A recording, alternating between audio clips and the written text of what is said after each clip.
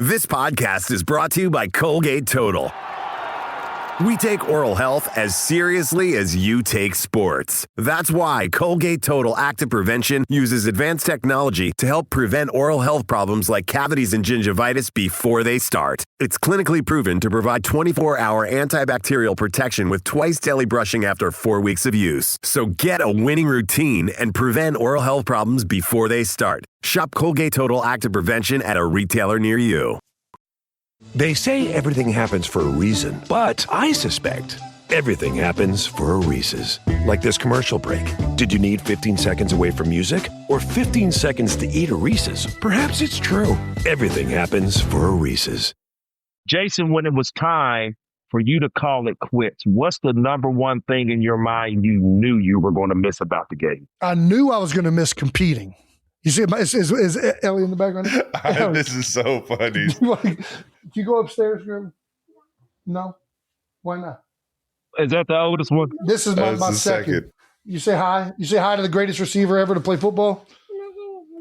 Say hi to Randy Moss. Are you guys going to pick up Wyatt right now? All right. Hi, Randy Moss. So epic. Hello, sweetheart. How are you? All right. Oh, that was girly. gold, man. Bye. Man. Love you, Uncle Taffy. Okay, baby. Nice. Welcome back to New Heights, a Wondery show brought to you by Expedia, the one place you go to go places. You can go anywhere, and it helps you figure out everything else to do while you're on the go. And it's where you go to do that. We are your hosts. I'm Travis Kelce, my big brother Jason Kelce out of Cleveland Heights, Ohio, representing the U.S. of A. Again, subscribe on YouTube, Wondery Plus, wherever you get your podcasts. Follow the show on all social media at New Heights Show with one S.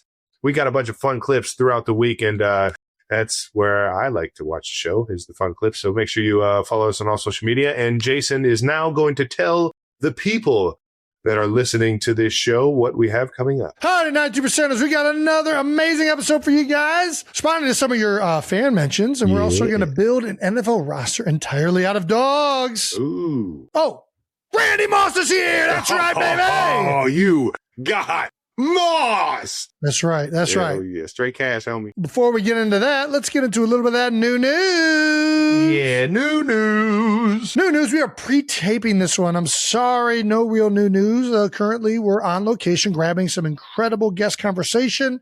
Not saying who it is, but we might be one of the GOATs of a sport that you love. Ooh. Yeah. So, I guess that's the new news. Yeah. All right. Nice. Let's keep this thing moving into Fan Mentions. Fan Mentions is brought to you by one of our favorite drinks of all time. I think Ed Kelce might be one of the top buyers of this drink, at least the diet version. It's brought to you by Pepsi. Shout out to Pepsi. All right. Here, NFL put out the NFL Combine then and nows. How about that? Look at these pictures. Golly, I was so fat. You were fat? You're not fat in this photo. It's not the best photo, but Yeah, the old straight on where you could see the double chin. how much did you weigh in that photo? I was a good 268, I think. I'm not sure. What was my combine height and weight? I was 6'3", 7/8", and I think I was like 258 or something like that. You're 6'4" and 7/8". Yeah, 6'4", 7/8". Yeah. Yeah. Either way. Just under 6'5". Yeah. Oh, man. Did you scroll down and look further? Jesus, Jason, you forget Oh, my the trimmer? God. Why do you look so different? Why is your nose so fucking thin? Crooked? Dude, I look horrendous. Why do you look like this?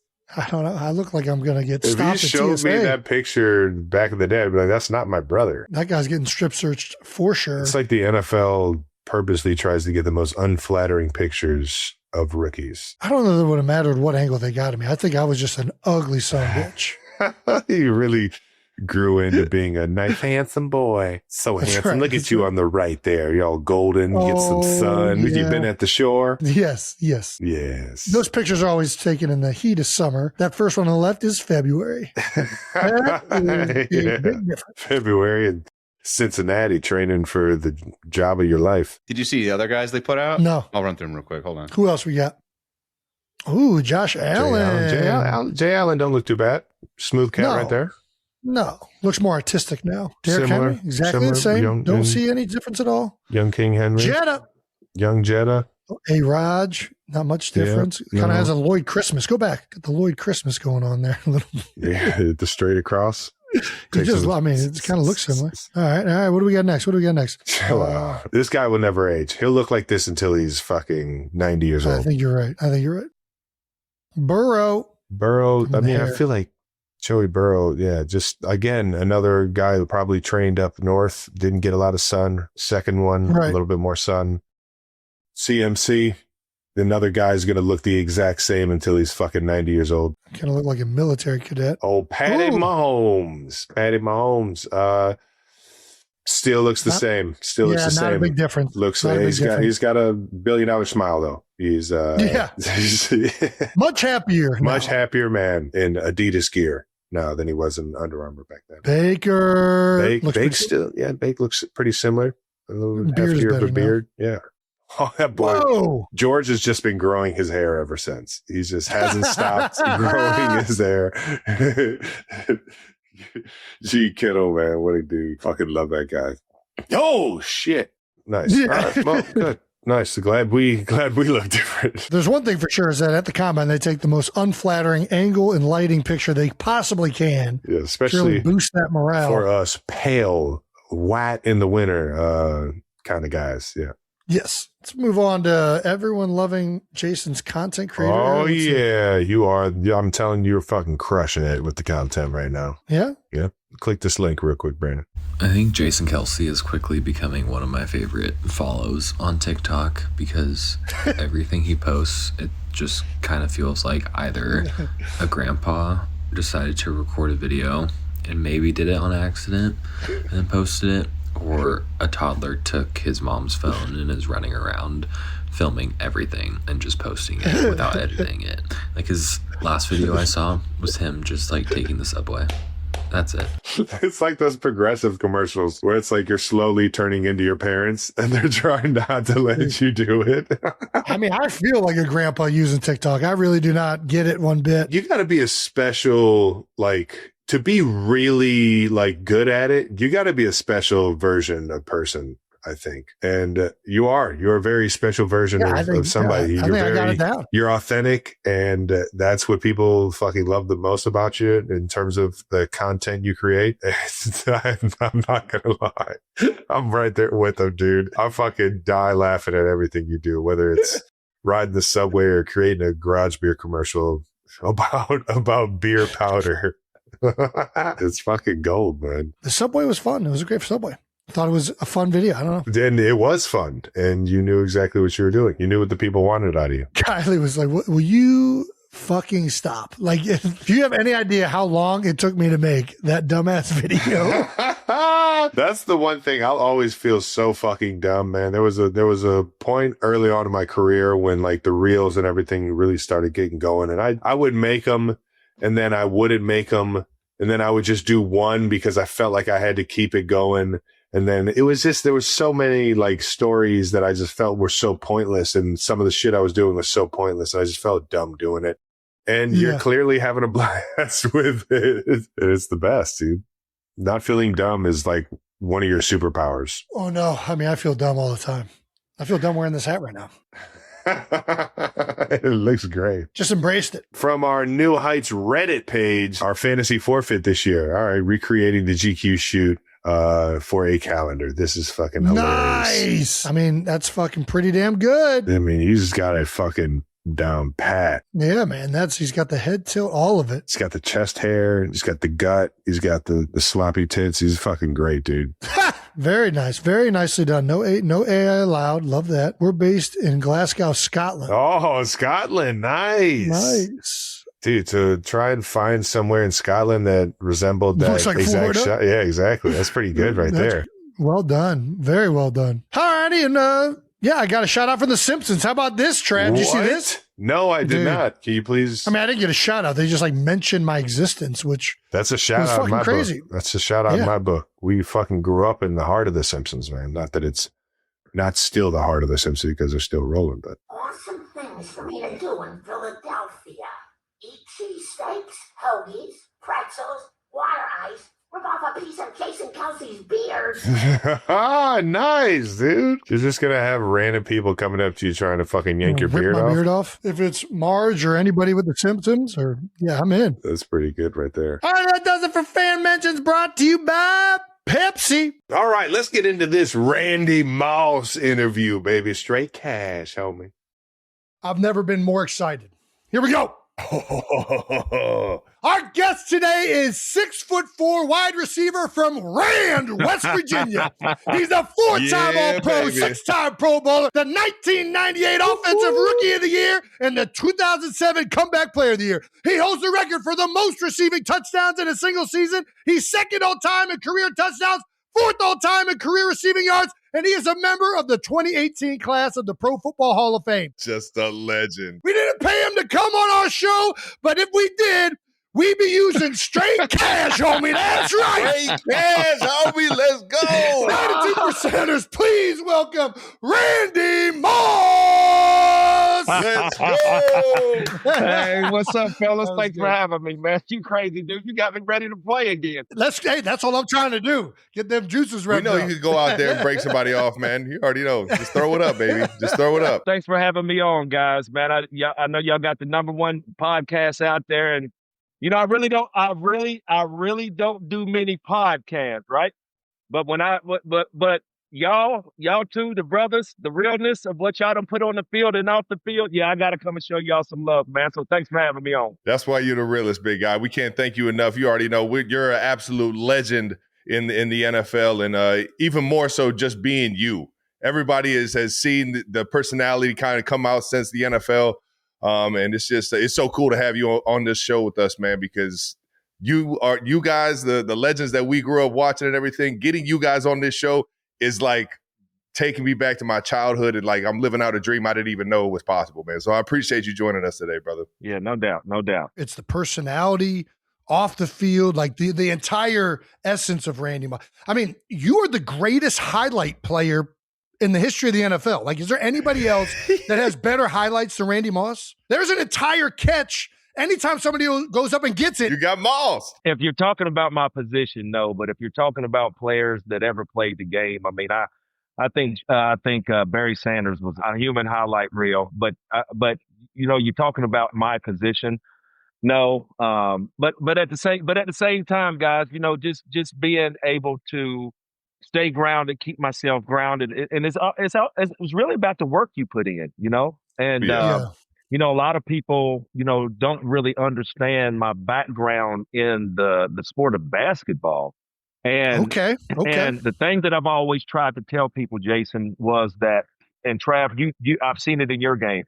In the field of play, where you have 50, 60, 70 yards to go before you score, that's when I use my quickness, my elusiveness and my speed. But once you get down to the red zone, it's all about boxing out, body placement, going up and get the rebound. So that's where I put the game of basketball into my game. And that's why I say if you put in the hard work, then hard work pays off. So like I say, the plays that I make, hey, I put the work in to be able to make those plays. We can't talk hoops without talking about your West Virginia days in high school, rocking with Jason Williams, man. Yeah. Legendary duo. Growing up, did you guys both know that you guys had like something special that both of you were going to go pro in your respective sports? Me and Jason, like a quick short story. Jason, while we were in elementary school, we played, I think, 2 years of Pop Warner against one another. And Jason was a phenomenal football player, phenomenal athlete. And every sport that I played, Jason played, or every sport he played, I played. The only sport Jason really didn't play or do was track. As far as baseball, basketball, and football, he excelled at all three of the sports just like I did. And you're talking about honorable mentions, all conference, and things like that. Jason was that type of athlete, but I think he got kind of discouraged my sophomore year, his junior year, where the quarterback was already sort of in place.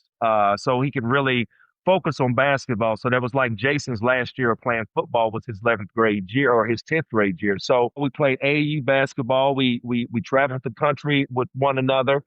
But I think the craziest moment for me was just playing against a lot of these former NBA players that we played against in middle school and in high school. And then, of course, that I branched off and made it to the NFL. But just seeing some of the guys that we played against in AAU excel on a professional level. So that was kind of like some crazy, surreal moments at the same time. That's so dope, man. It's awesome. It's awesome you were talking about the crossover. Guys like Devontae Adams talks about how in his routes he's thinking as if he's like on the court, a ball handler on the court.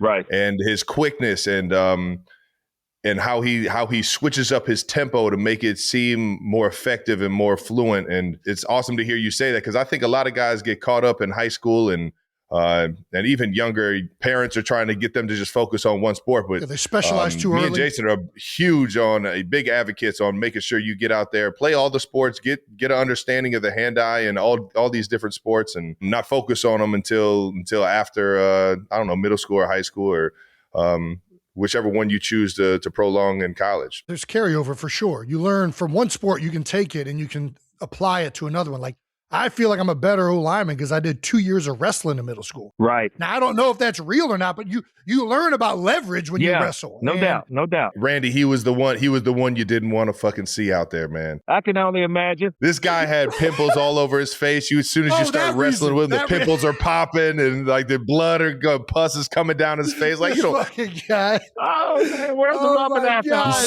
Sweating his ass off. He's the sweaty, just mess, and he's just purposely not wearing deodorant. I'm going to make you feel me. I'm going to make you he's a nasty son of a buck, man. Athletes should leave their options open, because like you said, Jason, that you say that your position at center where leverage is very important. It's like you really can hang your hat on, man, if I wouldn't have done wrestling, then my game would have been what as a professional. So, I mean, like you said, you've been able to take another sport and then put it into your professional sport. Hey, man, that says a lot. Yeah, absolutely. And I think it works for all of them. Like, I mean, basketball definitely feels like the most applicable, especially if you got ball skills, complete athleticism, most of the best receivers, tight ends. I feel like a lot of those guys were hoopers growing up. It just feels like there's a big carryover. But I do want to go back a little bit to those days with Jason Williams. What is it about guys from West Virginia?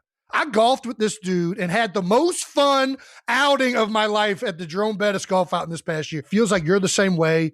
It feels like Nick Saban, even hearing him talk, like there's a authenticity and a realness that I don't even know how to describe it, but it feels like I love everybody that I meet from West Virginia, and I don't exactly know why. What is it about West Virginia that it feels like guys that come out of it, like they're not trying to be anything. They're very grounded in who they are.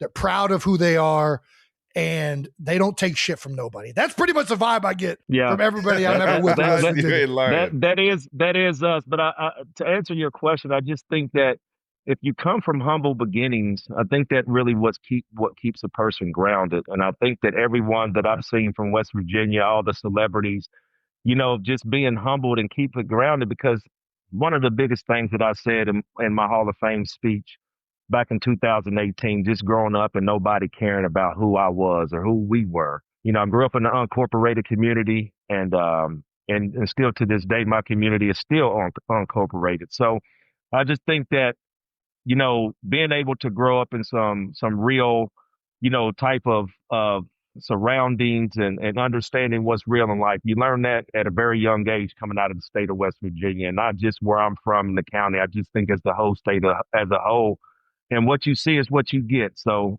I know there's a lot of people, struggling back at home, and, that's one of the things that really kept me grounded, guys, of, going back and doing charity events and going back home. I even took my Hall of Fame jacket back home. And the reason why, because I wanted to give the kids something real to see, something real to touch. And it's like back where you guys are from, it's like when you see the Kelsey brothers, on television playing, winning Super Bowls, now you're seeing them, endorsing themselves. It's kind of like when you go back home and seeing people that you grew up with or their children and things like that. So I just want to be able to give hope to people, that grew up like I did. So I just think that, it just answers your question about people being from West Virginia. I know what it's like. I know what it's like, when it comes to hard times. And, that's something that I never forget, and I try to relay that message, throughout my whole life. I love that, Randy. That is so good. We got to get into a little bit of a story that Julian Edelman told us. Yeah. Our guy, friend of the show. You played with him as a rookie. I couldn't imagine having a better vet than the Randy Moss in the building. And he said you nicknamed him Edelnut? Edelnut. That's Edelnut. Well, he came in. Where'd that come from? I don't know where Edelnut, Edelman. I know it just sounds crazy, but all the comedy and jokesters in the locker room. You just try to find humor day to day just to get your day by. He tells a story about me being on the phone with, he calls it Mama Moss. And, just briefly, I grew up in, of course, in Rand, West Virginia. And, my mom, we grew up in the church, and, I grew up a drummer. And so when it comes to, profanity and things like that, my mom being the Christian she is, she doesn't want any swearing going on nowhere around her. So at that time, I'm in the locker room and Julian's behind me cussing. I forgot who he was talking to, but he was being loud. But he seen me on my phone and I was smiling and I was basically telling him to, be quiet, to hold on. And I'm on the phone. And then he was like, oh, what? Oh, man. I said, so it was like one of those crazy moments that I would hear later from my mom. Randy, who was that in the background swearing? I was like, oh my God. So that was like one of those crazy moments that I had to hear from my mama later on in life, who was in the background swearing. So that's where that moment came from. But it was actually a crazy moment at that time. That's awesome. When you saw Julian come in, because he was a quarterback at Kent State, man, did you see something in him immediately? Like, did he have that it factor when he walked in the building? The thing about New England and how they were running their offense before I became a Patriot, you look at all those small, shifty receivers. You have the small, shifty. Yeah, you have the small, shifty running backs. They had a guy like Kevin Falk, and then they brought in later Sweet Feet White and those other guys. But then, just looking at the past before I became a Patriot, they had a guy by the name of Troy Brown. Went to Marshall. I studied his game. I was a two-way player. I was a big fan of his, and I was just looking at Troy was coming off a knee surgery. So we bring in myself, we bring in Welker and Edelman at the same time. So they're trying to figure out, where they can put Julian Edelman coming out of Kent State as a quarterback. So all the gadget plays they knew they had in Julian. But I just think being a Swiss Army knife of getting in and out of cuts, he had to learn that. And I didn't have a problem throughout a 14-year career teaching a guy the game. I think it's the more you know, the better it helps you as a team. Oh, yeah. And so I really didn't have a problem with Edelman or anybody teaching them the game. And I think that I just saw his speed, his swiftiness, but at the same time, you guys know as a young rookie, his willingness to want to learn the game. So that's really what took me over the top with him. And then he tells a story about me giving him money to feed the guys. And your late draft pick, some guys may be a undrafted, free agent, but they still got to chip in to feed the veterans. So I just thought at that time, and I don't know how much he was making, but that's always been my heart, just for the guys. And you know how the vets get. You know how we get. The vets will be ruthless. Especially y'all, the old linemen. The donuts, the food, whatever's not there, you guys will go crazy. So that's what I was thinking about. That's right. Well, that's awesome, man. All right, let's flash it back a little bit to West Virginia again. All right. So you're 1994 West Virginia Player of the Year in football. Also won the West Virginia Player of the Year in basketball twice. Ooh. You said you were more of a hooper. At what point did it transition? Did you know football was the future? The summer of 94. Nike used to run a camp where they invite the best players around the country to a remote location and just ball for the weekend. Yeah. Well, Jason was, he's a year older than me, and I always played a year up. Most guys do when it comes to like AU and things like that. So, So the following year, I went to the Nike camp. I got the invite. Me and another guy by the name of Gene Neighbors ended up going to LSU playing point guard for them. And speaking of Gene was the only guy that I ever seen give Jason fits as a point guard. They used to go at it. And if you ever ask Jason, say, Jason, did you and Gene Neighbors used to go at it? Yeah, they used to go at it. So I go to Nike camp and, I'm sitting up there not really feeling good about it because I'm seeing, Kevin Garnett. I'm just seeing guys, 6'7", 6'11", 7-footers. And so I'm sitting up Damn. here asking myself, can I compete? Do I belong here? So at the time, we were sitting here talking about, keeping your options open of playing all the sports you can actually play. Well, I was a seasonal athlete, just like maybe you guys were. Whatever season it was, that's what sport I played. Of course. Those guys like Kevin Garnett, there was a guy by the name of Ron Mercer out in Tennessee, ended up playing for the Chicago Bulls. All those guys were all year-round gym rats. So that year, we ended up playing the team out of California that had the number 1 ranked underclassman by the name of Shea Cotton. You don't believe me? You can Google it. There's only been Shea Cotton. There's only been 3 phenoms in the history that I've been living. Moses Malone, Shea Cotton, LeBron James. Them the only 3 phenoms that I've ever, heard about. I've seen 2 of them. I didn't see Moses back when he was in high school, but I seen LeBron and I seen Shea. And he was a phenom. But anyways, we play them. He's a left-hander. Well, he embarrasses me. I come back. He totally embarrassed me. This guy is an underclassman, but he's the number 1 rated player in the country. But like I say, Kevin Garnett was the number 1 rated player because he was a senior that year. Shea was, I think Shea was maybe a sophomore that year, but he's the number 1 player. Anyways, I get embarrassed. So then I'm already feeling a certain type of way. Well, we get a rain delay. I'm on a court. Kevin Garnett's out there playing. So me and him somehow get into a one-on-one match. I asked Kevin, does he remember this? And he kind of looked at me. I was like, well, Kevin, I got great memory. I remember this story. I remember like it was yesterday. using my speed with basketball, guys, I try to get to the rim and try to lay it up as high as I possibly could over the white box. Okay. Okay. Man, you got to be up there. Kevin Garnett gets up on the basketball, Jason, and pins my ball with the palm of his hand. So I'm already feeling discouraged from Shea Cotton and what he did to me. And now Kevin Garnett did this to me. So then when I go back home, they said, hey, man, you went to Nike camp. Moss, how did it go? I said, football player. That's what I'm going to be.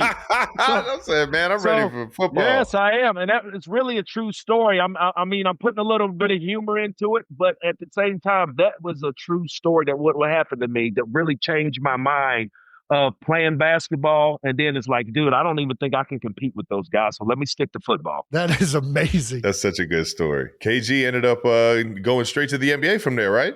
Well, yeah, from high school, but see, the thing about it was kind of crazy because we had a couple nights out where we seen each other. And of course, we supported one another. We ended up taking the iconic picture together. But like legendary. I said, I just told, just Kevin, just more of the things that when you grow up playing against certain guys, I get fueled. I was fueled in height. Seeing other guys that I played and competed against to make it to the next level. And that's when I started, when I got to college and seeing Kevin on that level. And I was like, hey, man, I could really compete. Yes. And I remember going to Florida State my freshman year, coming out of West Virginia where the talk is, we don't breed athletes. And if you do, they don't compete. So I think that I had a lot of questions about my game at Florida State. But then I left Florida State, went to Marshall, and I had a lot of confidence. And the reason why I had a lot of confidence because a lot of the guys professionally came back to Florida State and trained. Trav, you'll love this one. So during the off season, everybody they're beating on my door. Country boy, come on outside. Everybody wanted the smoke. So I'm sitting up here like, what's going on? Hey, man, the pros are out here training. Come and get some. So, it was guys like Devin Bush, senior. He was still in the National Football League. He went to Florida State. Just a lot of the past guys that made it because Florida State was putting athletes in the league like right and left. So I get out there and those guys are talking, oh, you're the country boy I hear about. Well, anyways, I go out there and embarrass those guys. I handle my business. And then right after that, the spring comes. I have a great spring, and then I go back to to West Virginia, served some jail time, and ended up getting, thrown out of Florida State. But anyways, getting back to the story of the confidence factor of being able to have the confidence coming from Florida State, and then from the AAU basketball court to Florida State, seeing guys drafted that I played with at Florida State, seeing guys drafted that I played AAU ball against. You're talking about confidence and not looking back. And then also the trials and tribulations of this, coming from the state of West Virginia. Dude, it was destined for me to really get out there and just grit my teeth and just go get it. That's Heck awesome, yeah, man. Heck yeah. That's such a good story. From one flip side to a Nike invite to realizing that, this might not be the thing. And then on the other flip side, going down to Florida State and realizing like, oh yeah, I got something over here. Right. That's a dope dynamic. I feel the same way because a lot of times people ask, like, when did you know you could go to the NFL? It's like, I kind of started knowing once I saw guys go and I was playing against them. It was the same way in college. Like, I'm like, man, am I good enough to play in college? And then I'm playing against Thaddeus Gibson over at Euclid. And I'm like, I can compete with Thaddeus. Nice. And he was committed to Ohio State. So I feel like I'm right there. And then all of a sudden you're in college and you see guys that you're teammates with go and you're like, okay, I might get a shot at this thing. And what was it like? You just mentioned going from Florida State, going back to West Virginia, Marshall.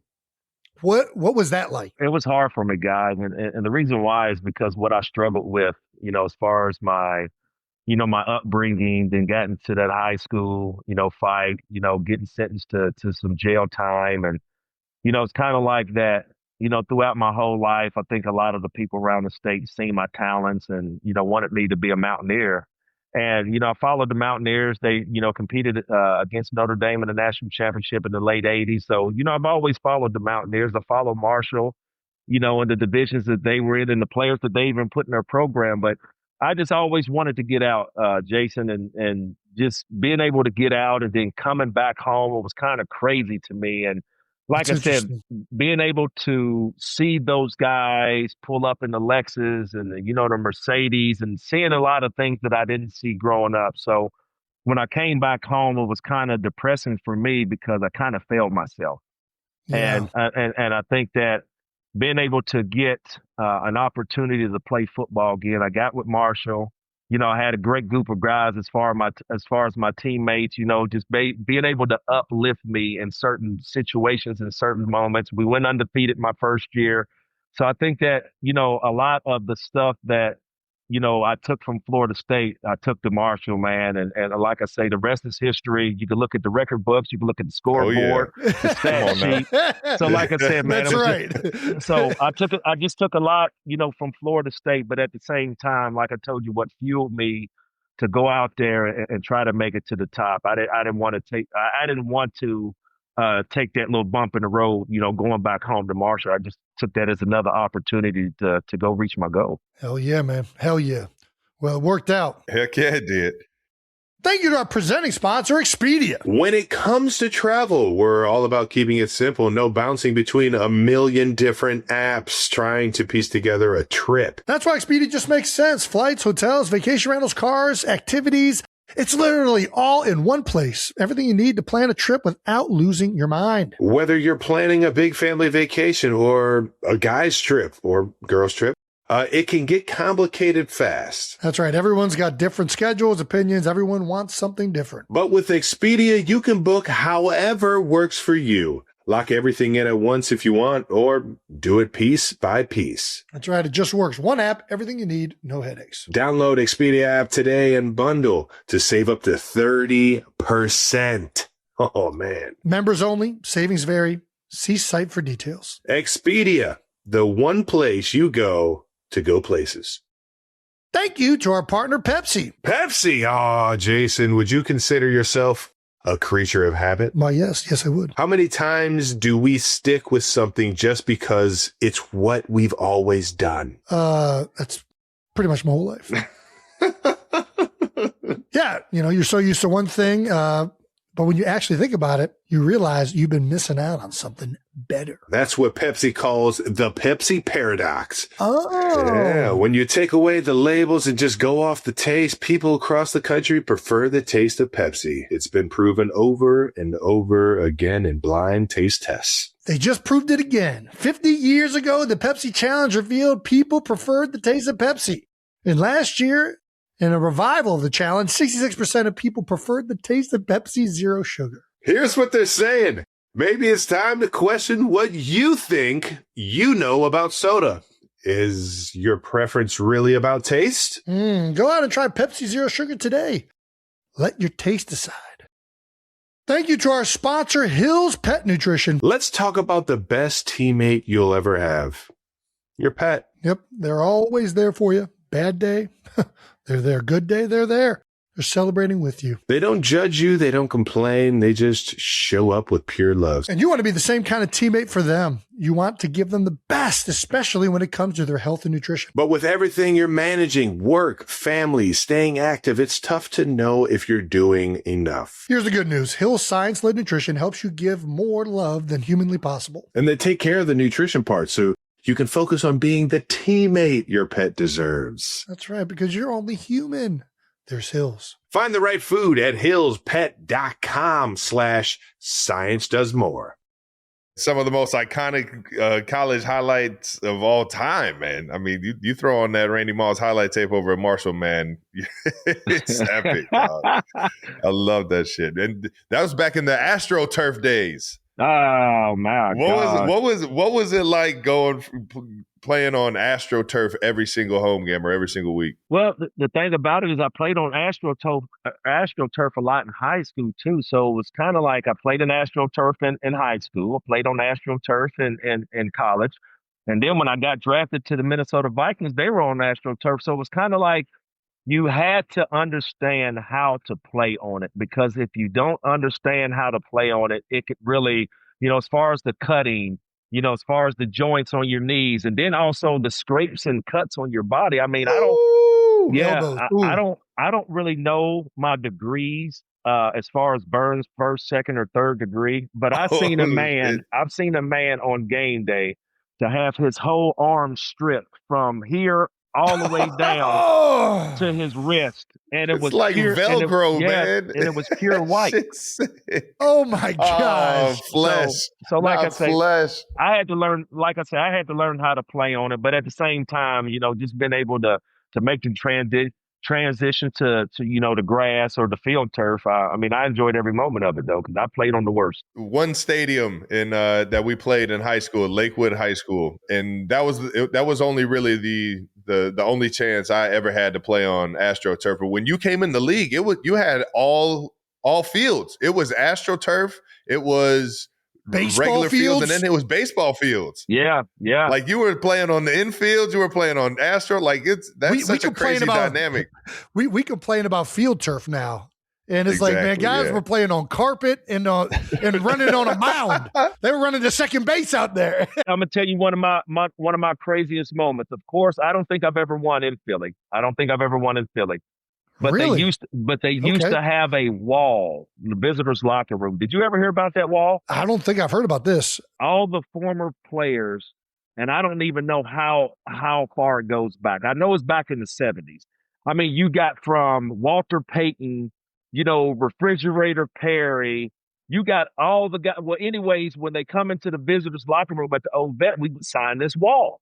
And you could sign it whatever you would want. We're going to kick y'all's whatever, Randy Moss, whatever it is. So Walter Payton being, my favorite player growing up, I signed my name near his. I mean, I saw Jerry Rice's. I seen all these players that are in the visiting locker room. You can sign this wall. You can say what you want and then put your autograph on it. Then I said, well, what did they do with the wall when they built the new stadium? I don't know, but that was one of the craziest moments going into the vet. Oh, we got to find that wall. There's no way they let that get out of there. I can't believe this has got to be. This is in somebody's basement. Hey. And they're doing a good job keeping it secret. Yeah, That's what's they couldn't have demolished it with all the autographs and all the history. It was a brick. It was just a brick wall that was kind of like holding up the stadium. I say over 150 athletes on that wall. That's crazy. I can't believe they didn't incorporate it in the new stadium. They should, it should be enshrined.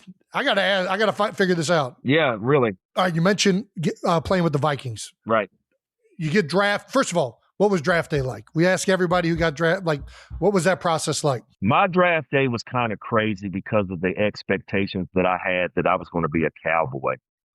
And Wow. Okay. I just I didn't know this. All right. Now I told you about my background, about my mom being in church, a Christian, and my mom was, really into church. She really wasn't into sports. You know how you guys take that visit to a team and then they host you or whatnot, Well, Top Dallas, 30. yeah, Dallas Yeah. was a little different. They hosted a lot of players. They didn't host you, individually. So I come back home, thinking that I'm going to be a Cowboy. So I come back telling everybody in my hometown. I tell my mom, and then my mom is like, "Okay, son, if you say you're going to be a Cowboy, then you're going to be a Cowboy." So I remember on draft day sitting there. You got the ESPN camera there in the house that I was in, and I remember my mom sitting there with a Bible on her lap.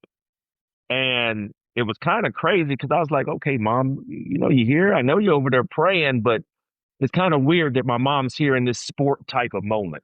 And so when I tell her I'm going to be drafted and the eighth overall pick, the Dallas Cowboys select Greg Ellis, and that was my, supposed to be selection. And so, like I said, I seen my mom's, energy and facial expression, and then I was feeling a certain type of way. So I just think that, I know there's more to this and we don't have time for it, but you guys, you two, the Kelsey brothers, you guys don't understand as far as there's been a lot of blood as far as the family blood that goes through the National Football League. But I think is being successful as a pair of brothers, man, I think that's really what I tip my hat and commend you guys for, because that's really hard to do. You got one brother over here having success. You got another brother, and you guys are really competing against each other.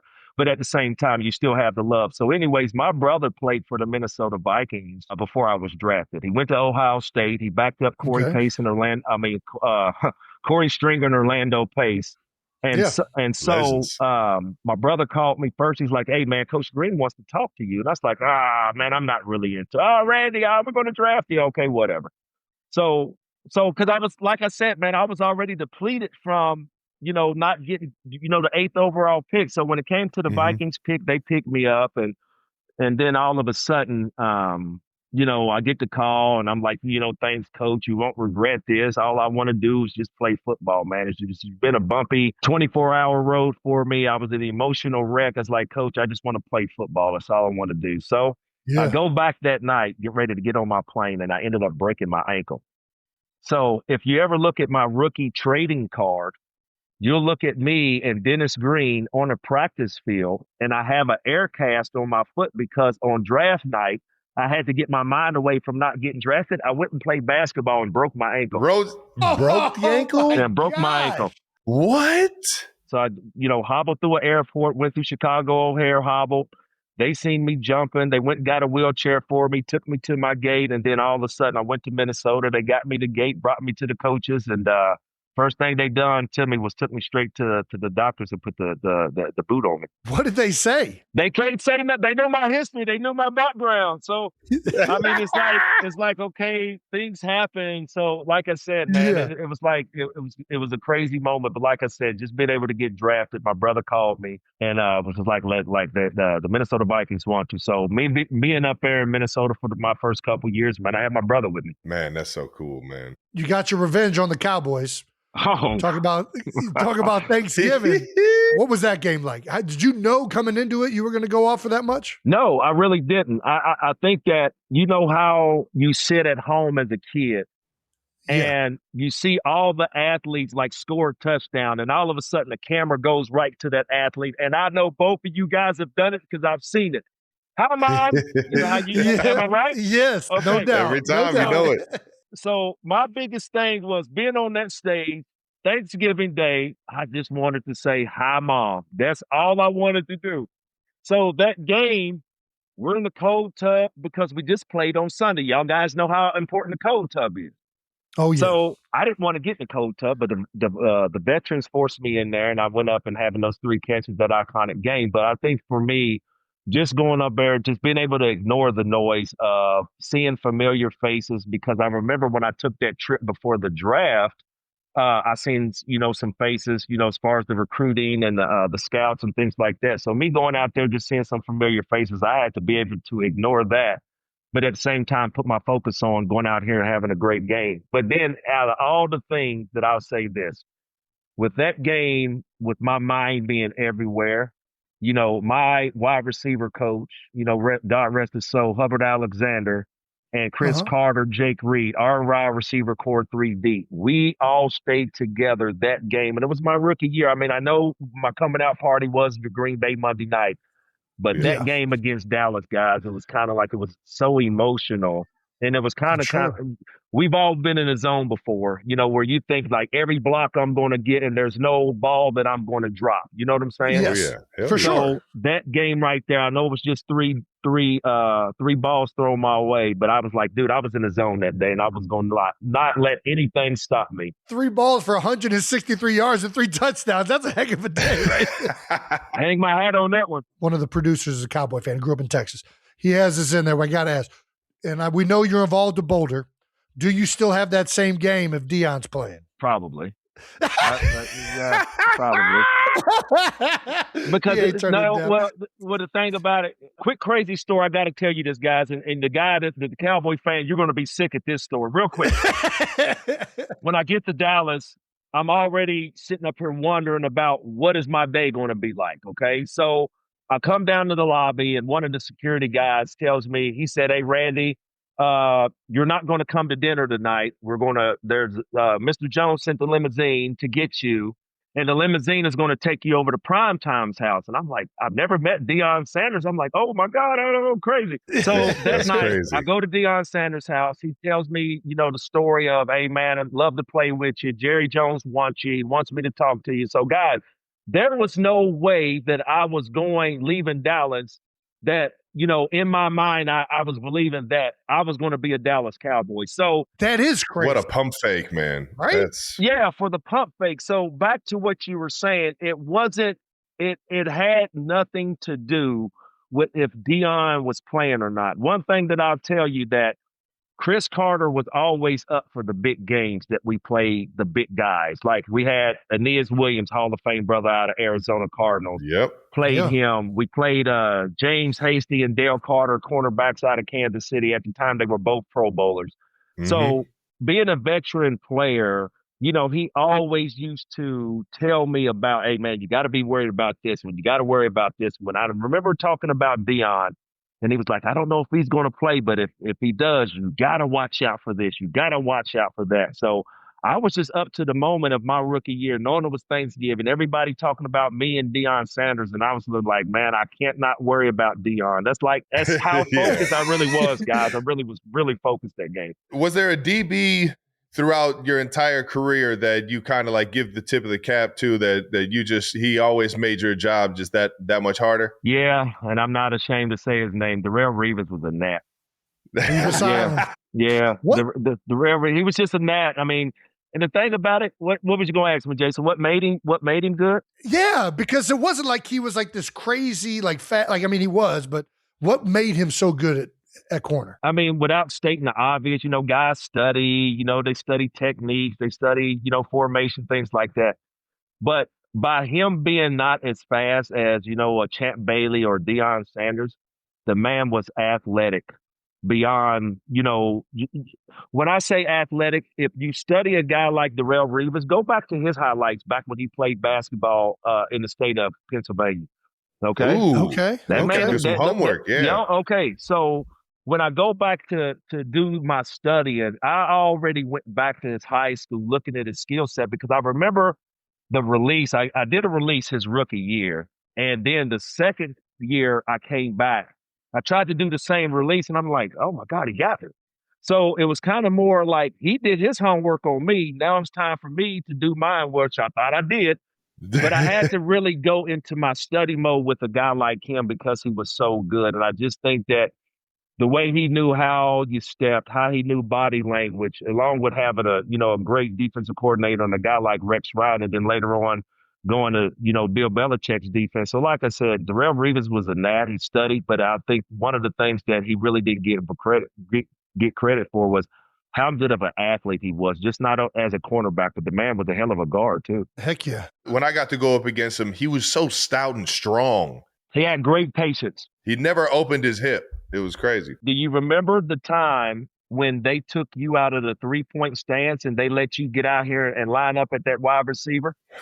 Oh, yeah. Well, because But because the crazy thing about it was, Trav, it's kind of like we knew, as football fans, was like, hey, this man right here can play some football. So then all of a sudden, now they detach you from the tackle and let you get out there to 2-point stance, and then you really get to see how shifty you were as a player. That's how I went, Jason. Yes, that was a perfect impersonation right there. You don't look at the shoulders. You're going to get lost. Right. You're going to get lost in the shoulders. Being able to go against certain guys like, a Charles Woodson, a Champ Bailey, a Darrell Reeves, a lot of that stuff was important because of if they do their study and learn how to be patient at the line, you'll definitely have success against most wide receivers in today's game and pass. I love it. We usually ask, what is your welcome to the NFL moment? But you made the Pro Bowl your rookie year and we're second team all pro. It doesn't sound like you had a welcome to the NFL moment. That was I guess it was the Cowboys game. I guess it was the Green Bay or Cowboys game. Like, there were positives. It wasn't. My welcome was like facing off against Ray Lewis for the first time. I'm like, man, I can't believe I'm trying to block Ray Lewis. Ooh. Do you have any moments like that? I think what was crazy for me, it was Monday night. It was Monday night in Lambeau. And I don't remember the result of the play, but I remember walking back to the huddle and I walked right past Reggie White. And just as, just could feel the aura. Dude. It's the minister of defense right there. And so I hope that guy doesn't get his hands on me. God damn. No, because, there's already a clip of him throwing Chris Carter out the way. He's trying to chip the edge. But I think, imagine that throw. But I think that was a moment for me. I think just not looking at the actually the stats and the yards. I just think being able to look and seeing that I'm on the same football field as Reggie White. And then there was another clip of me talking about my coaches telling me, hey, man, sit down, man, come and rest your legs. I was like, no, that's Brett Favre. That's Brett Favre. So we got to keep going. So it's just crazy moments like that. I just remember Brett Favre being on the field, Barry Sanders being on the field, and then walking past Reggie White as a rookie. So it's kind of like the guys you grew up watching, and now you're on the field playing against them or with them. That's probably my surreal moments. Oh, yeah. Heck yeah. I had one of those surreal moments when we played the Patriots for the first time. I saw Tom Brady in person, man.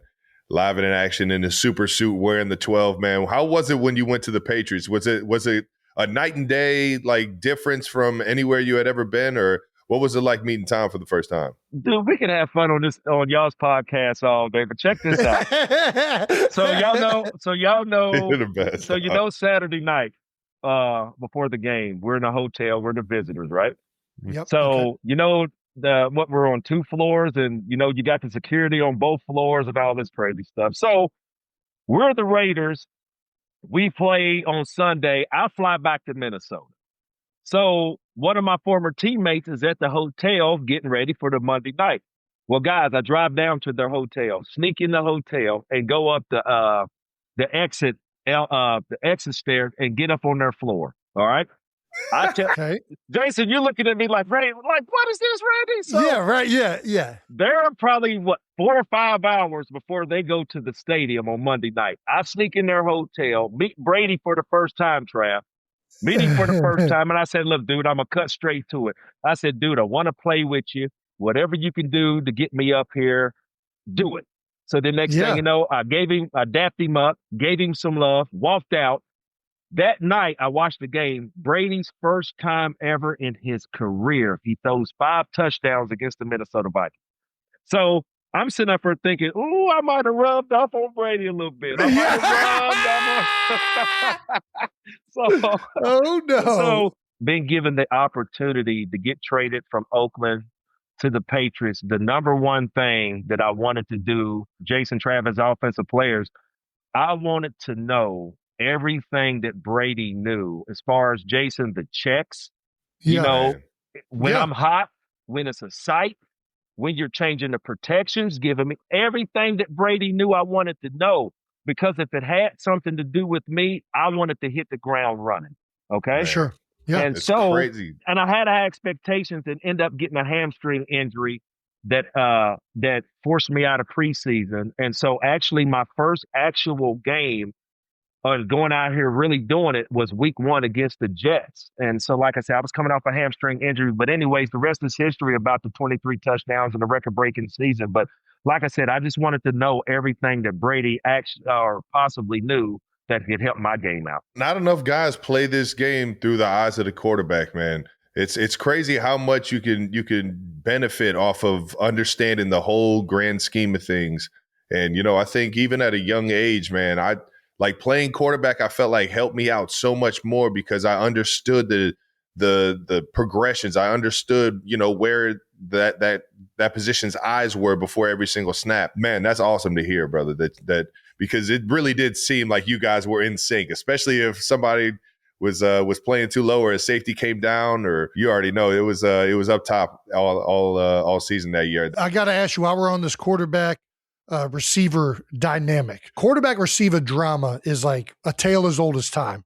I remember playing freshman football. Trav hears me bring this up all the time. I'm wide open. I'm getting mad at, like, will you throw me the ball? Like, what is happening here? Why are you not so? I got it. When you're seeing quarterback receiver drama, are you always on the receiver side of things? Like, what? Whose fault is it usually in your mind? I think it's a 50-50.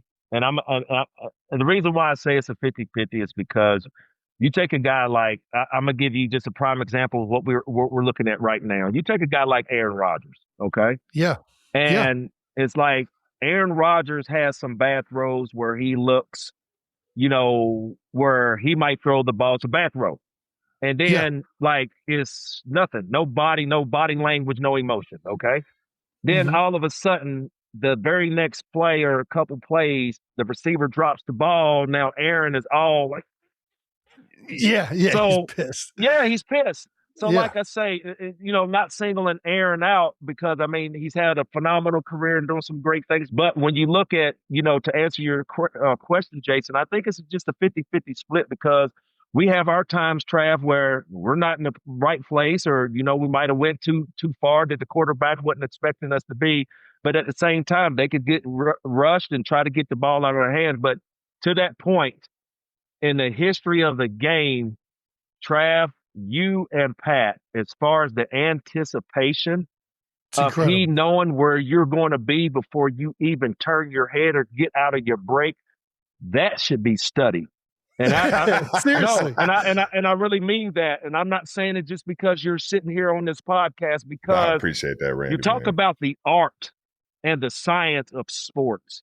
But at the same time, that quarterbacks are really made when you want to say, "Hey, I want to see my wide receiver create separation and get open." No, Patrick knows what the route is, where you're going to stop, your body language, and like I say, that's one of the most beautiful things to see when it comes to quarterback receiver combination is that of what you guys created, man. I tip my hat to that. Man, that means the most coming from you, big guy. And I'll tell you what, man, sometimes he surprises the shit out of me. I don't know, because I'll turn my head around and maybe break off my route different, or maybe even just run a completely different route than what's called. Right. Pat is just right on cue, right on the money every single time, man. He just knows. That's what happens when you golf together and you play drinking games together, man. You just you sit down and have a beer with a guy, you start to get in his head. Well, let me ask you, just, you know, football talk. You know, like I told you, we could do this all day. All day, baby. Just our position. When it comes to the chemistry that you guys, between you and Patrick, that you guys created, how did y'all create that chemistry, bro? I mean, like, I know you're going to say practice. I know, no, it's not just practice. Like, what type of belief that, like, y'all's conversation, like, how did y'all make that? Talk to me, man. Tell me. You already know. I think you already know. It's over. It's all the reps. It's all the reps. But at the same time, I think there is just a natural understanding of backyard football. Like Pat'll tell you from the get-go. I came into this thing with Alex Smith. He's more 7-step. That ball's coming out. You know what I mean? And you got to be there. Pat's kind of like, yeah, I'm around my 7-step, but I could, you know, airtime on it, do something with my feet. My 7-step might not be, I might stretch my drop this time. So his timing is more just feel out the game. And I kind of have that similar timing as well. And I remember I went up to Pat one time and was like, all right, man, if they go this coverage, I'm going to run it like this. I'm going to run it like that. hey, what do you think if I give him a nod here and take an extra like tick to get out of my break? He was just like, nah, man, just get open. Just get open. I'll throw it when you get open. That's crazy. He was just like, bro, the guy he's trusting me to get open. He said, I don't care how you run this route. Right. You just get open and that ball is going to be there on time. And it really shows that, not trying to throw it. And Jason, I'm not going to leave you out, my brother. When I look at your game, I looked at more of your game toward the end of your career. And the reason why is because both of you guys toward the end of at the end of your careers, you were playing at a high level. So they both basically put the Kelsey brothers together.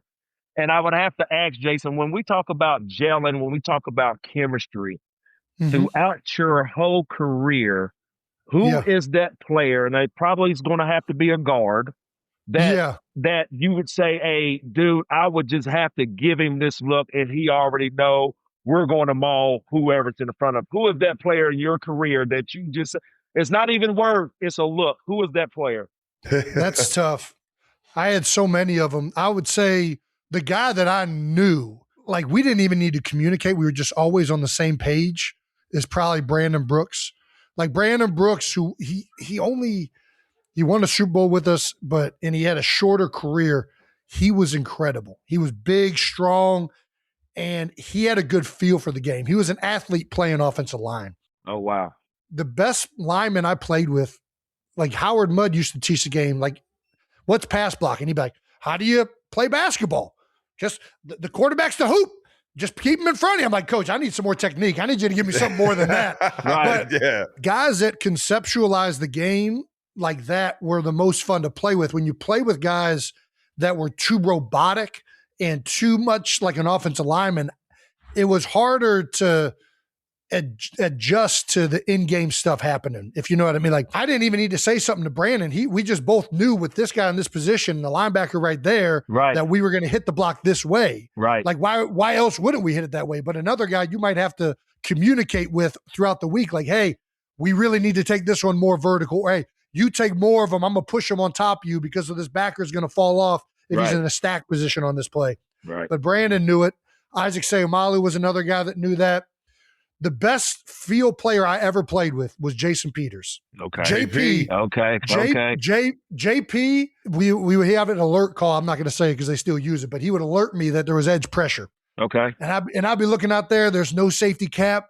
And I'm like, man, how does this dude know that this pressure is coming? I'm like, whatever. I'm going out there. Sure enough, they bring the nickel, right? There's certain guys that just understand spacing and alignment. Right. And those guys were so valuable on game day because you didn't need the coaching on the field.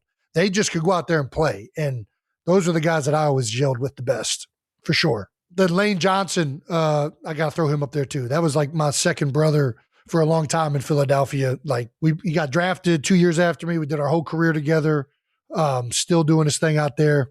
Right. I just didn't do a lot of communicating with Lane. Lane was more all the way out there on the edge. It was more like you said, guards. Well, I got to ask you guys, I know this is y'all's interview, but, I've asked it, and I know Trav, I know everybody's speculating. Jason, you first.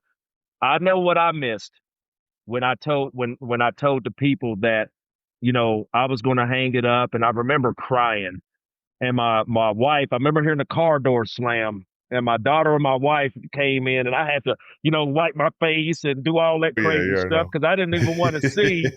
I did not want my wife to see, like, baby, what's wrong with you? Nothing. Yeah. So I think to my point, to my question, Jason, when it was time for you to call it quits, what's the number one thing in your mind you knew you were going to miss about the game? I knew I was going to miss competing and playing and game day.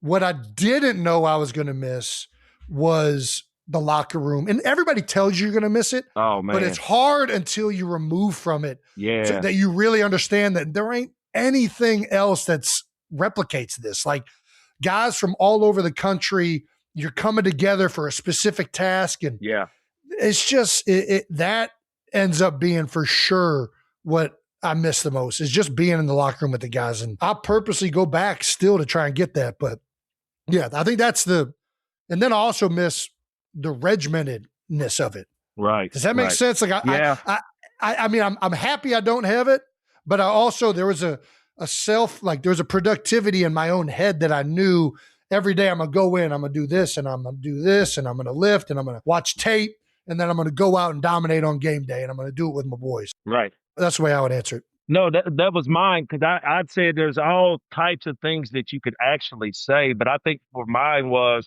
the locker room itself, seeing your brothers, men from different walks of life that you're coming together for one cause. So like I said, for me, Trav, the reason why I asked that, because like I said, I know the time is coming. I don't know when, but I know, the time is coming. I don't know if this was the last or if it wasn't, but if this was the last, what do you think that you'll miss most about, the game? Man, I think it's just those moments in the big games, man. The feeling of having to rise to the occasion, be there for 70,000 that are all counting on you out there, outside of just the guys that you go to war with, or you guys you go to battle with, man. Those moments of rising to the occasion in the heat of the battle, in the playoffs and all the big games out there, man. That's a feeling that I know I'll never get again. And Right. I think that's something that, those are the things that you cherish the most. And especially, if you're fortunate enough to be in the playoffs and make runs at it, man, the satisfaction that you get and the successful feeling you get of all the hard work that you put in, it's finally paying off. And I think that'll be one of the things I miss the most, man, for sure. Well, look, I know I don't know how much time we got, but mine, from a football standpoint, when we talk about a moment, Jason, you talked about the competing part. I had a 14-year career, and, I've had a lot of moments, but I think really the 23 touchdowns is, I think the moment for me, because being a kid, Trav, is more like seeing Jerry Rice. I mean, Herman Moore was a big, tall receiver that Barry Sanders had in Detroit. Mm-hmm. Seeing guys like that I grew up, and then coming into, that's why I was just telling you guys of what it felt to me just seeing Myles Garrett break that single season sack record. Because like I said, it's not an individual thing, but when you have an opportunity to go break a record, as an individual, that was my, moment, surreal moment for me of all the hard work that I put in. Jason, out of your whole career, there's one defining moment for you. Not the Eagles, not the media. For you as a ball player, what's your defining moment throughout your professional career that you that you can hang your hat on? We had a lot of successful years where running backs had a lot of yards, and you kind of take that a little bit. Like I had something to do with that, right? Like you bring up the touchdown record that you hold or that you broke. Like it is an individual record, but it is kind of a team record too. Like, right, no doubt. There are other people, and that's the greatest thing about this game. Right. But I would say, honestly, for me, I had an awful season in 2016. Played like trash, right? Like almost got cut from Philadelphia. A lot of people don't even remember it. Philadelphians do probably. But the next year, I put a lot of work in the offseason. I started getting better with my technique. And it was like everything clicked so much better that year. I made my first All-Pro. Okay. Like that season following me having just an awful year really catapulted me into what ended up being my career. Okay. If that makes sense. Yeah, so this was really the defining moment, was the response I had to almost getting cut, almost like everybody thinking I'm on my way out of the league. Fuck that. I'm going to go in here. I'm work my ass off. Right. I studied my technique, got better with my leverage. And I came back, and it was the best year of my career. And we happened to win a Super Bowl on top of it. Okay. So 2017, I was on cloud nine. So I didn't break a touchdown record, but I broke the Jason Kelce record for offensive line. There you go. That's it for me. Yeah. Okay. Ahead, for me, oh man, I'd say the coolest moment was being on the mountaintop with Jason, man, playing in the Super Bowl against the Eagles the first time, and being at the Super Bowl with Jason, having our family kind of get put on a pedestal. Our mom was the NFL mom of she was on every TV screen left and right. Yeah. Because her two boys were playing each other in the Super Bowl, man. That was when I look back on some of my favorite memories, man, being on the field, both being captains there for the coin toss, looking at each other from across the field, man. It's just it's a memory I'll never fucking forget. And that was definitely the pinnacle, man. The guy that I started doing this thing with when I was 5 years old in the backyard, just throwing the ball around. I don't even know if I've ever asked you this. The first touchdown you scored against the Philadelphia Eagles, I know you remember it, Travis. Yeah. Was that like you taking out an entire frustration of being a younger brother in one moment? Just getting my ass beat. We got to pull up the highlight. This dude caught a shovel pass at like the 20. Okay. Went all the way down and jumped like he mossed into the end zone from the 5. Jumped into the end zone. I had never seen this, like 15 feet. Randy, you know when you get the ball on a fast break and you just see the lane? Yeah. And you just like, I'm going up. I'm just. It was like Jordan, man. Oh, gosh. Yeah, no, 100%. Yeah, that was for getting my ass beat all those years when I was younger. I finally had a chance to make it even. Yeah, he's officially way more athletic than I am. There's no question. Thank you to our sponsor, Allstate. Checking Allstate first could save you hundreds on car insurance. That's smart. And not checking if the chair's sturdy before you lean back, Travis. It's uncalled for. It was honestly a mistake. These things, they aren't easy to replace, the antiques. I'm sure. Check Allstate first for a quote that could save you hundreds. You're in good hands with Allstate. Potential savings vary. Subject to terms, conditions, and availability. Allstate North American Insurance Company and affiliates, Northbrook, Illinois. Thank you to our partner, Planet Fitness. You know what's underrated? Recovery. Arguably just as important as your warm-up and workout itself. And that's why Planet Fitness knows recovery is key. So they created the PF Black Card membership. And it gives you way more than just great equipment. You can get access to their Black Card spa or hydro massage chairs, red light recovery, all that good stuff to help your body bounce back. Plus, with the PF Black Card, you can always bring a friend. That's right. No more lonely workouts by yourself. Nope. Now you got a workout buddy to keep you accountable. And with access to over 2,800 locations, that's right, 2,800 locations, there's always a Planet Fitness nearby, whether you're home or on the road. Get strong and recover stronger at Planet Fitness. Join the club today, in person, online, or on the free Planet Fitness app. All right, we got to ask you this. You brought up Philip a little bit earlier, Randy. Could you still moss somebody right now? I joked with our ESPN Countdown crew, Rex, Alex, Teddy, and Greeny, Shefty every week, and you know, they sit up here and say, hey, man, you look like you can still play. I really believe the way that they changed the rules of the game, that I could really still go out there and give a team close to double-digit touchdowns. I really still believe. I mean, let's man. I can still get up on the rim. I can still dunk a basketball. Okay. And so me just being able to go up and just use my hand-eye coordination and body control. And I think that's one of the biggest things, because I sit up here and talk about you got mossed every week, and I talk about the DB not getting his hands around, and talk about the hand-eye coordination that the wide receiver needs. I think that's very important, you know, as you get older, no matter, you know how old you get. Like Mike Evans is still out here making plays. And you think about it, Mike Evans was not always the fastest wide receiver, but as far as his athletic ability, his hand-eye coordination, just put it in his vicinity. So to answer your question, I still think I can still go out here and maybe get close to, 10, 11 touchdowns a season. Would you be open to it? If a team called, is Randy answering the phone? Where I'm at right now, as far as, my, happily married, my kids are thriving and, doing their things. I think for me, it would have to be the right call, the right team. Because the only thing I'm really missing right now is a Super Bowl ring. So if the right call and the right opportunity came and the team gave me an opportunity to come out there, just be a red zone threat, I could put that 84 back on once more time. Let's go, man. Are you kidding me, man? You're getting me hyped just thinking about you doing this, man. This shit's epic, man. Look what Phillip Rivers got everybody thinking. We just one more, baby, just one more. Phillip Rivers had everybody around here. He had people like had Cam Newton cutting up on his podcast. He had everybody around that played the game of football really thinking they could put some WD-40 on them joints and still come out here and make something happen.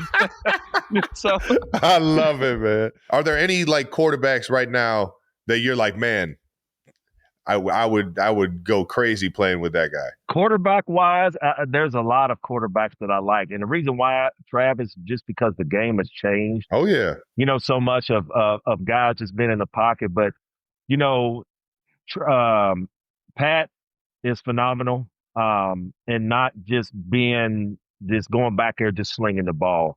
One of the things that you said about your quarterback, and I'm not just saying it because we're sitting on this podcast. I just think that a quarterback being able to buy time for his pass catcher is very important. You have guys coming through here like Jason. I remember you telling the stories about you going against Aaron Donald. Yeah. All of them. Guys are so bigger, faster, stronger now in this day and age in this game, and having a quarterback to be able to give you a little bit more time to work your craft is what I look at right now. And I think that if you're just talking about three quarterbacks that comes to mind, I love Joe Burrow's game. I love Patrick Mahomes' game. And then, of course, I think it'd be, a guy like Josh Allen. I love his game. Yeah, can't beat it. But like I say, I just think just more of the quarterbacks being able to buy some time, because like I say, you're getting double, you're getting triple. Well, let me work through this double and this triple coverage. And like I say, Trav, you've done it plenty of times. So to answer your question, I think those three guys really stand off the charts right now. That'd be a good one right there. Is it true you never stretched on game day? The thing about stretching on game day was this. And hopefully you guys can definitely attest to this. It's kind of more like getting down and touching your ankles or, loosen your hamstrings up. That's not the stretch that I meant. Meaning that if I see you across the room from me, Trav, and you're sitting over there bumping in your headphones, well, I'm a bump with you. Then all of a sudden we're going to start jumping around. Before we know it, we're both sweating. So basically, that's what I meant, that I don't stretch on game day. I rely on my brothers to help me stretch. So it's just more on the jumping around that we do, all the, some guys have a little false enthusiasm in there, but like I say, it's just more like getting around your brothers and us, bringing the energy out of one another. Bringing the energy, baby. That's my stretching. You got to do it together too, man. You can't just let one guy try and be it, man. Everybody's got to bring it. We got one more for you though, big dog. And then we'll let you get out of here. As someone who's perfected the lateral, I've taken notes from the legends of this game. Yeah, all right. Yeah. You have one of the most iconic football plays of all time. Can you walk us through that whole play? Was that like a designed situation or? No, it was really, we were playing the Broncos at home. And I remember, of course, the last play. And I think that at the time, my quarterback, Dante always had a strong arm. But I think in that case, I don't think that Dante could have got it to the end zone from where we were. So he rolled out to the right, and I remember that it was more like just a Hail Mary. Uh-huh. Yeah. And so he throws the ball, and I get up and catch it. And the one thing about it, being a pass catcher, Trav, is like we have to decide kind of like at the last minute, do we want to hands it or do we want to body it? So it was more like in the situation, the ball was hanging in the air a little too long. And I said, what do I do here? So basically, I bodied the ball. I got up, I bodied it. So when I came down out the side of my peripheral, I see a purple jersey. So man. And now we're on the court, and now I see that's the no look. You know the no look. You know the no look. So like I said, man, anytime I see that play, it's kind of like 11 guys, playing heads up football. Because like Jason, you said, it's not the moment. It's everybody doing their job. So yes, I know that I got the, recognition from throwing it on my head. But Jason, where would I be if you guys, my offensive line at the time, would not have held it up for Dante? The offensive line, the running backs protecting. Yeah. And that, like I say, a lot of the things that we accomplish, on the football field has to do with 10 other guys. That's why I've never ever singled myself out as an individual, no matter what the play looks like. I know that 10 other guys have to do their job for me to accomplish mine. Iconic, dog. There's been a lot of 10 other guys accomplishing jobs in the NFL. Nobody has ever lateraled a ball like that, bro. That's all I know. And nobody ever played the game like Randy Moss, baby. Randy, thank you so much for joining us, dog. I do not want to get crazy on the ending of this show, but to let you guys know what being on this show really means to me, You already know what I was battling, Yes. throughout, my cancer and just coming up on my 1-year anniversary. I told you guys about my brother and what, my brother went to Ohio State. My brother ended up dying. I went to the Hall of Yes. Fame in 2018. All right. My brother passed away in 2019 and, things wasn't, great as the relationship. When I tell you guys, when I look at you guys and see the things you guys love in your relationship, when I say that I get jealous about it, it's not a jealousy. It's more on that I wish I would have had that type of relationship with my brother. And the reason why I'm telling you this, because I remember after y'all's game, Trav, you came up and kissed your big brother on the cheek. Do you remember that? Oh yeah, Dude, I remember if there's, You know if there's anybody in all of sports history, football, basketball, anything that really felt that brotherly love, Yeah. hey, you guys, where's it at? Y'all give me some, man. No, man, I Y'all love give you, me dog. Come You on, already man. know some. them. To y'all, bro. Hey, congratulations on your success, man. This podcast and your career, man. Thanks for having me on, guys. Much love to you. God damn, man. Just a special dude, man. The best. The absolute best. He's so fucking down to earth and so just himself, man. And he's always just being the most giving person. You know what I mean? He's the most shirt off your back kind of guy, man. And we got to catch some fish with the big guy. I just started getting into the old wildlife, man. And fishing is one of those things, bass fishing specifically, I haven't really done. I've done a bunch of fly fishing, as you know, Trev. Bass fishing is one thing that I've never done. Everybody raves about it. Even fly fishermen, they'll talk about taking poppers down and hitting the bass, especially like in June, July, once they start coming up. Water getting warmer, you do some top water fishing, and they really attack it. Apparently, it's a lot of fun. So would love, I jump at the chance to freaking catch some fish with Randy Moss. You think Randy's ever mossed a fish? Straight cash, homie. Come on now. I don't even got to stretch on game day. All right. Well, appreciate Randy Moss for jumping in. Now we got to get to some no dumb questions for you 92%ers. And all right, now, before we get out of here, it's time for a special edition of No Dumb Questions brought to you by Hill's Pet Nutrition. We've received a 92%er submission asking us how we would field a football team with dog breeds, and we partnered with Hills to make our picks. From Ryan Lutch, 9494. Okay, anyways, episode 2 of Asking No Dumb Questions from Northeast Ohio. Hey, shout out to Northeast Ohio. Which dog breed best describes you guys? One for on-field and one for off-field. And the follow-up with all of these. Players as dogs or cats because, well, players as dogs. Players as dogs.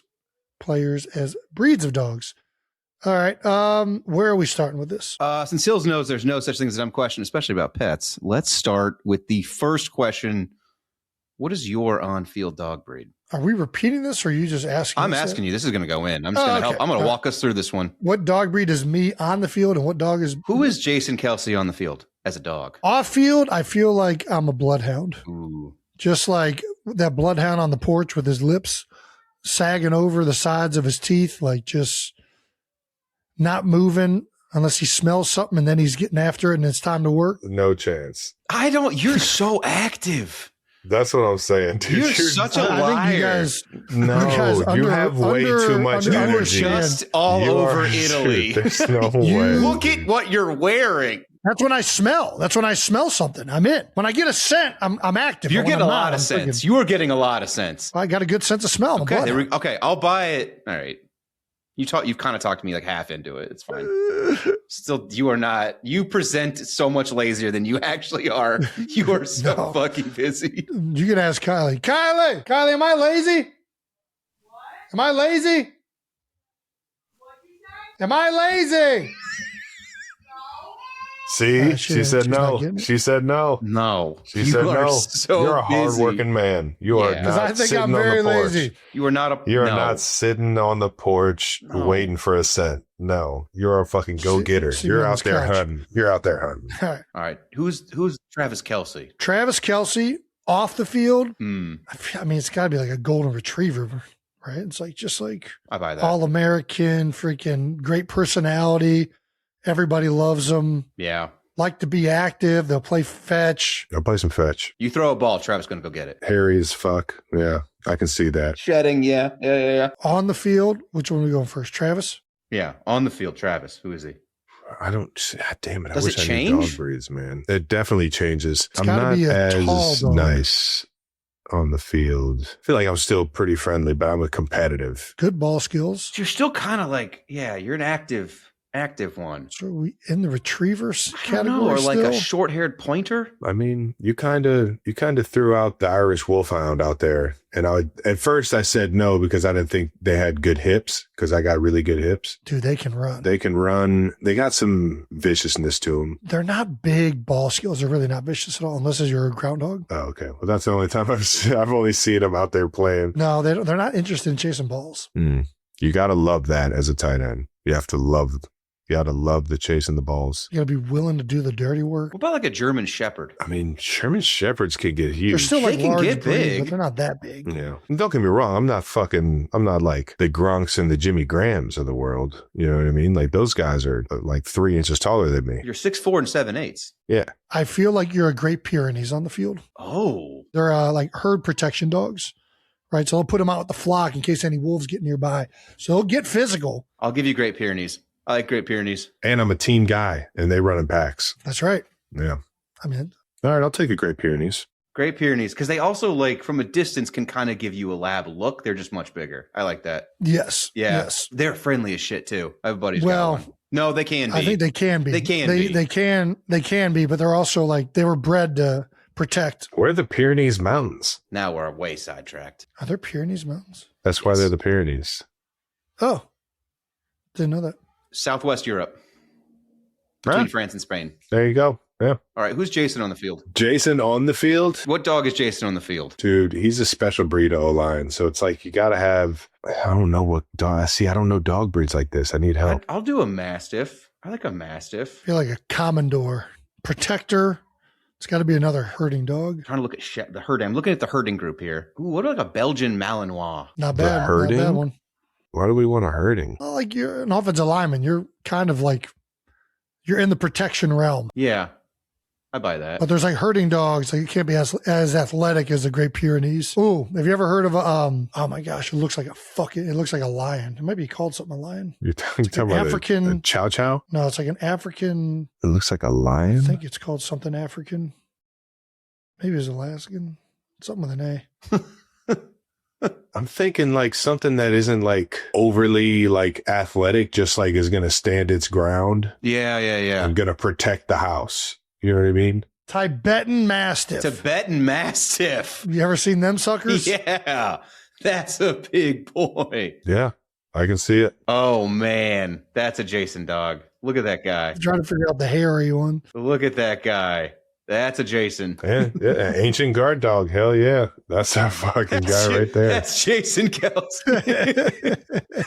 Pulling around the edge. That's Jason Kelsey. Tibetan Mastiff. I love it. Let's go. I knew there was some sort of mastiff. I knew I was on the right track. All right, where are we at? Here? We can click. What's the rest of a football team? What are we looking for in a quarterback? Quarterback, you want a good leader. See, that's that German Shepherd. Yeah, I was about to say German Shepherd. I would say Border Collie, but I don't know if that has the size. I kinda That want Border quarterback Collie might on be defense. taller. Border Collie would be a good safety. I think Border Collie is safety or defensive back. You see him go after the freaking frisbees. Like they're very good in space. Because I was also thinking Jack Russell on defense too. Jack Russell. Yeah, no, they're Maybe a scrappy. nickel? No, they're scrappy little guys. Put him at. Well, where put else him- are they going? What do you mean? Where else would you put him? Oh, I'm not putting him on offense.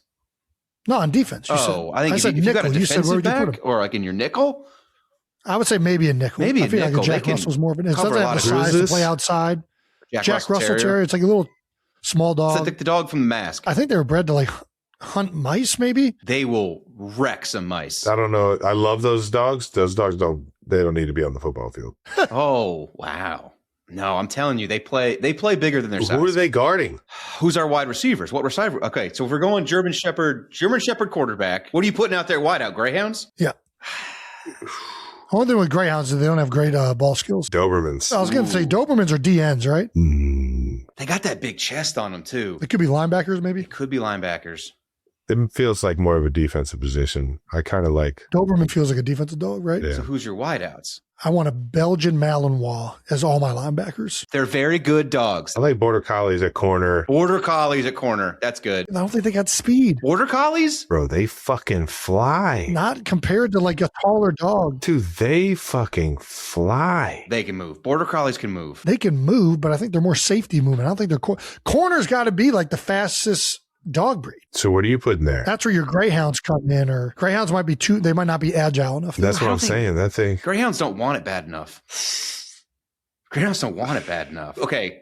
Have you met a greyhound? No. Greyhounds don't have that dog in them. They're very skittish. Never met a greyhound. I've been on the greyhound so many times though. Okay. Yes. Yes. Love the bus. Okay. Where are we at? What about running back? What do you want at running back? Linebacker's got to be Belgian Malinois. What's the one, not the German Shepherd, but there's another dog breed that is fucking unbelievable. More athletic than a Shepherd, but a little I'm putting bit. Vizslas are my corners. Those things can fucking haul ass. They're agile as shit. I might even put them wide out. Ooh, that's a good choice. Vizsla? Whip it at wide out. Whip it's like your Darren Sproles, kind of line them with a lot of places, little, kind of sneak in there. I want to throw. What kind of offense are we running?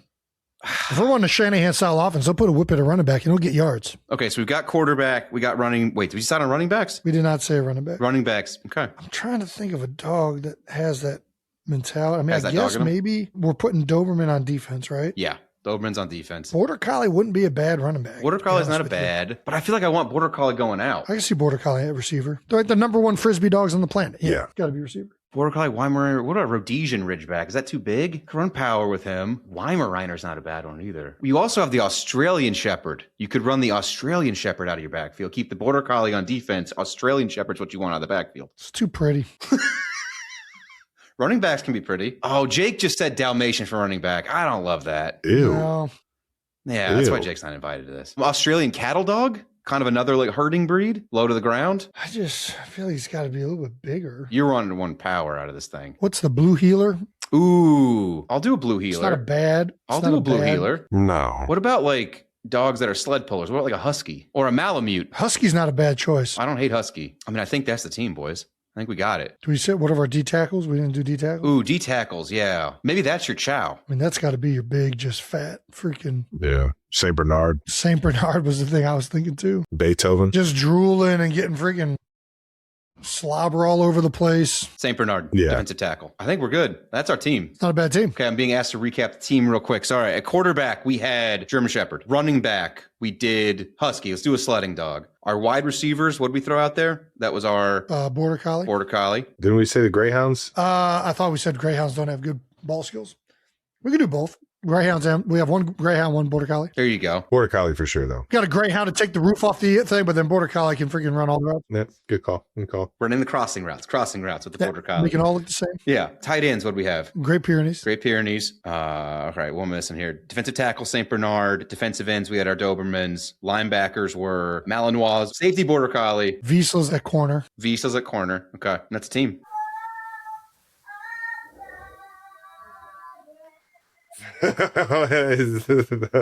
They're singing the national anthem. Yeah. You tell me what's in the Olympics? And that is our time to wrap the segment. Oh, we're just getting started. All right. Now that we've built our team, they'll need the right nutrition for game day and every day. Pet parents know Hills is the best fuel for their MVP because you're only human. Hills is here to help with the rest. That's right. And that's also a wrap up on No Dumb Questions brought to you by Hills Pet Nutrition. All right, and that's it for this episode of New Heights. Thank you to Randy Moss. Make sure you subscribe to the New Heights channel on YouTube and follow New Heights on the Wondery app or wherever you get your podcasts. You can listen to new episodes of New Heights ad-free right now by joining Wondery Plus in the Wondery app or on Apple Podcasts. All right, now, once again, New Heights is a Wondery show brought to you by Expedia, the place you go to go places. That's right, the place you go to lock in all the places that you want to go. Follow the show on all social media at New Heights Show with one S for fun clips throughout the week. And thanks to our New Heights production team, we appreciate you guys more than we could ever say. And to the 92%ers, we sure love you guys for listening to us, laughing at us. Thank you.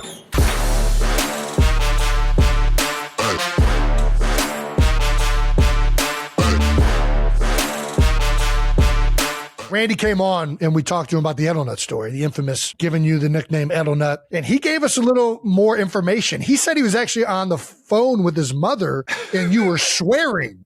And that's why he called you Edelnut, because you were being a little, were you swearing in front of Mrs. Moss? Let me clarify this story. This is on Christmas Day. Yes. We're in a locker room. It's Christmas, early day, no post meetings. Yes. We get to go have a good dinner with the boys. Everyone's jolly in the locker room. I go to Randy. I go, hey, Randy. And I can hear he's talking to his mom. I said, tell Mama Moss I said, Merry Christmas. Randy goes to me and he goes, Edelnut, if you ever talk to me while I'm talking to my motherfucking mom, I will slap the shit out of you. Or something. And I'm a rookie. I was so scared. I was like, oh, man. I just disappointed him on Christmas. What's going on? Oh, no. I probably was cussing. I'm sorry, Mrs. Moss, if you heard any cuss words.